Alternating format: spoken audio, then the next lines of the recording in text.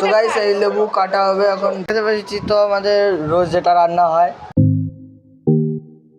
Good morning, আজকে blog এখন শুরু হচ্ছে। তো এখন আমি মুখটা ধুয়ে নিই, তবে তোমাদের সাথে দেখা হচ্ছে।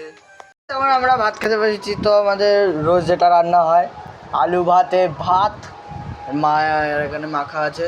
এখন চান টান সব কমপ্লিট, পুজো ধরানো কমপ্লিট, আর বাইরে একদম ঘুমসানি গরম আর অন্ধকার টাইপের। আর এখন আমাকে খেতে হবে, তো যাচ্ছি আমরা। আমাদের বাড়ি হচ্ছে ডাল আর আলু ভাজা।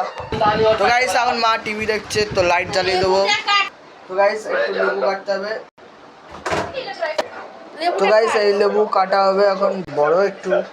তো গাইস বোতল বার করা হয়ে গেছে, লেবুটা কেটে নেবো। এটা গাইস অষ্টমী দিব এনেছে, এর পাশে একদিন ওর বাড়িতে গেছে গ্রাম মাঠের দিকে, তাদের বাড়ির থেকে এনেছে। তো এখন লেবুটা কেটে নেই, তারপর তোমাদের সাথে দেখা হচ্ছে খাবার পর। খাওয়া দাওয়া আমাদের কমপ্লিট হয়ে গেছে। ও তো গাইস কালকের রথ যাবে, আজকে যাবে না। অন্ধকার হয়ে গেছে, তো আমি এখন একটু পাটা ধুয়ে নেবো, কেন কি পায়ে কাদা। জানো তো আমার কোথার থেকে আসতে হয় প্রত্যেক দিন কাদায়। তো গাইস আজকের বিল চলে এসছে, তো বিল এসছে 1500।